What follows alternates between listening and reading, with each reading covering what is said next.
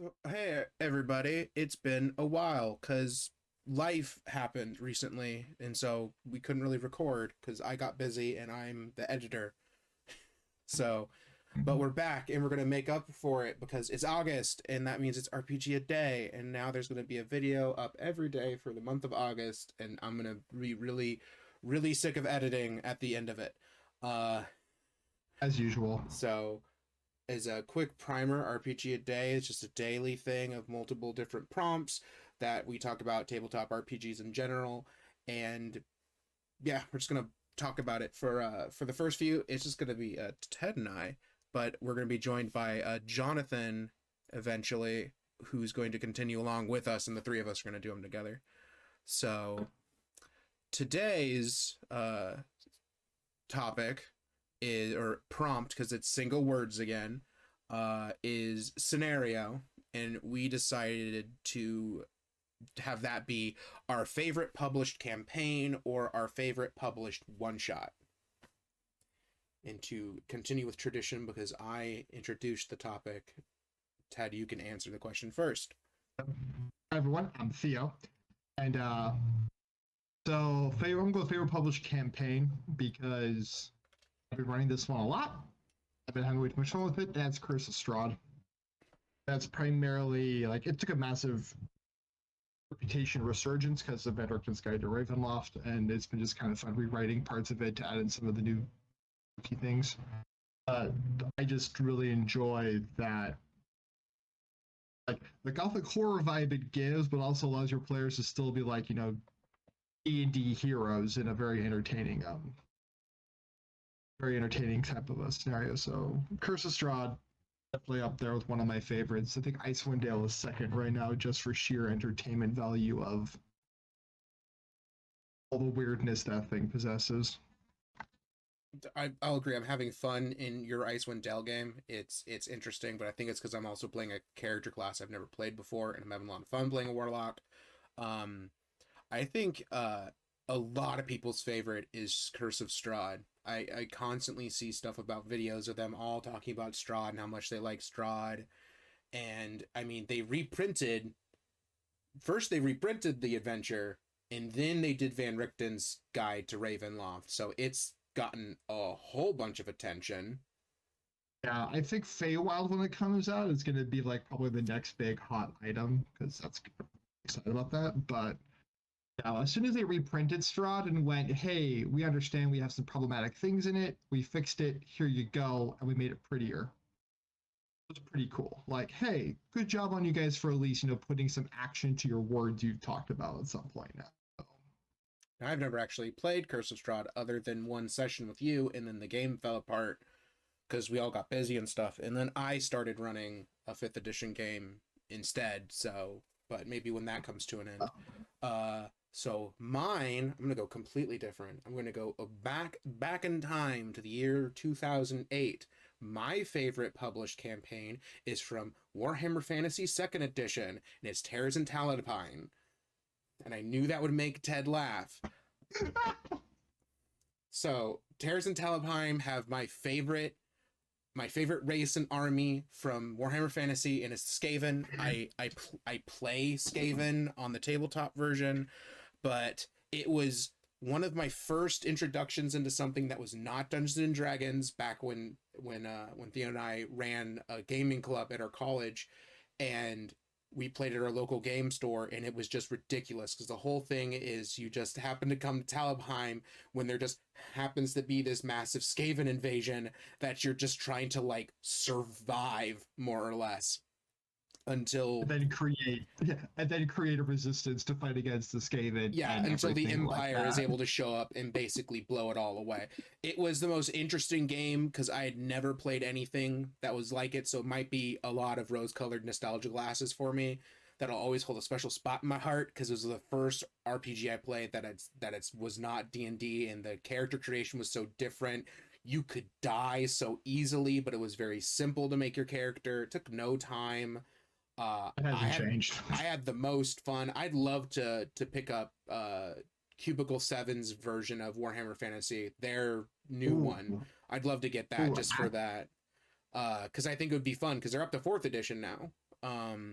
Especially since the horned rat stuff just came out too. Yeah, Like they've just started all the dropping. Skaven stuff for the Death of the Reich campaign, which I'm excited about. I might actually be what I do some stuff. But oh, by the way, everyone, I was the one running that game. That's why I was laughing so hard, because I was like, as soon as you said like favorite campaign from that, I'm like, it's either going to be a rat one where he got to be completely utterly hilarious, or a one where I almost had an entire table walk off second adventure. Oh, that was 1,000 crowns, wasn't it? Or thousand thrones? 1,000 thrones. I was close.